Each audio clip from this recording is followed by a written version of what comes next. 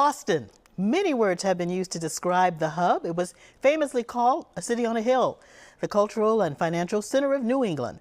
Well, the city's Poet Laureate Porsha Olayiwola takes us on a journey of what makes Boston special. When we say Boston is a city of main streets, of neighborhoods, we mean Grove Hall. We mean Rossie and East Eve, Mattapan and Brighton. We mean Get to Know Us. Tight-knit, city of 3 family homes built by Irish immigrants, Celtic City. When we say Celtic City, when we say Hats Nation, what we mean is winning is a part of our history and our future. DNA to who we are, champion unto the world, whirlwind city, and still a beacon up top the hilly mound of this country, home to the first park, first public garden, first public school, first restaurant, first urban main street, we blueprint city. Boss town, follow through. When we say Boston, what we mean is joy, love, Roxbury, the Tea Party, and the massacre. When we say Boston, what we mean is revolution, evolution, reaching, changing, shaping, a better you, a better us. And that was just part of Porsha's poem called A Land of Acknowledgement. And she joins us here along with Kenny Mascary, Chief of Staff for the Mayor's Office of Arts and Culture. Now, the City of Boston has just put out a call for applications to be the next city's Poet Laureate. Porsha, you have been the Poet Laureate since 2019. So tell us a bit about what you do in this role. Yeah, I mean, the role on paper says that the goal is to make poetry accessible to everyday citizens in the city. And so that is part of the role, but a lot of the work is following my passion, right? Following my passion as it relates to poetry and as it relates to people and humans. So I've done a lot of work around youth and connecting young people to poetry, starting the Youth Poet Laureate program. We started the Roxbury Poetry Festival that happens every 2 years. We've done this exchange with the Poet Laureate in Philly to bring some poets from Philly to Boston and vice versa, some of our Boston poets to Philly. So the role has looked like a number of different things. And I'm sure has expanded over the years. Oh, absolutely. Of course. Kenny, why is this role important for the city of Boston? Yeah, I think it's important that we try to create pathways for civic engagement and artistic expression.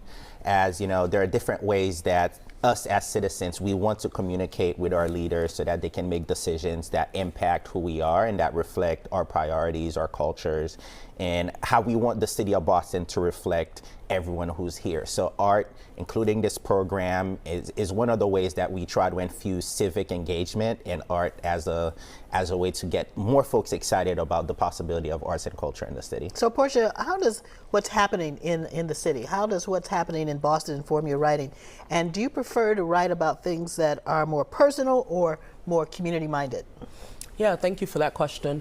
I think that, like most artists, whatever's happening in my surroundings and my environment automatically affect the writing or the work. Boston specifically, I think about what's going on politically speaking, maybe in terms of housing or what it means to be an artist who lives in one of the most expensive cities in this country. My work often reflects that in terms of organizing. In the context of written work, though, I'm very much so interested in place and history.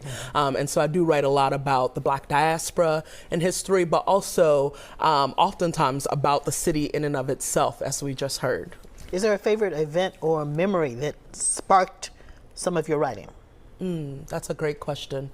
I think one of my favorite memories or one of my favorite engagements as the laureate in the context of the city's living history was, the relatively recent passing of Bill Russell. I was commissioned to write a poem that honored and paid homage to his life and the role he played, not just with the NBA, but also in the context of what it meant to bring people together in this city. So Kenny, tell us, this is a real hard act to follow as the expression goes. Tell us about what you're looking for in the next Poet Laureate.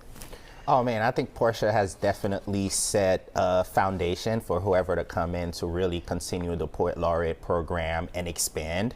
We're really looking for someone who has the capability of engaging folks with words, and words that have depth, words that have meaning, and at least for me, like new arrangements of sentence structures and poems in ways that are more reflective of that person and their own styles. And I think that's what Porsha brought, is her own individuality and style. And I think that would be probably one of the higher characteristics we're looking for, just individuality. So Kenny, who reviews and selects the Poet Laureate, and what's the criteria?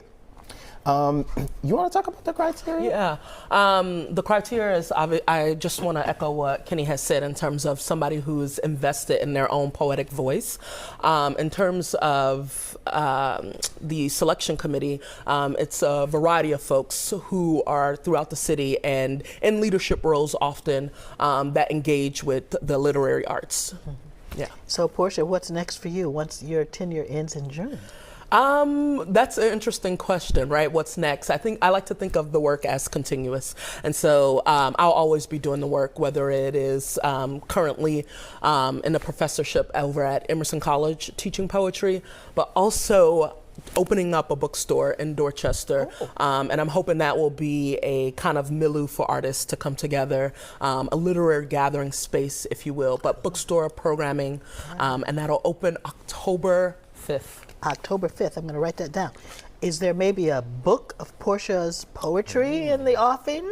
There absolutely is. I owe my editor a signed contract yesterday, but I am working on a collection of poems called Wet that is set to come out with Haymarket Books in 2026, but it is about the Black diaspora and water, as well as queer intimacy. Okay, I love it. I love it. Thank you both for being here, Kenny and Porsha. Everybody, we're going to link to all the information for the application on our website. Find out more about Porsha's next step. You can go to WCVB.com/CityLine. And don't forget, the deadline to apply is October 11th.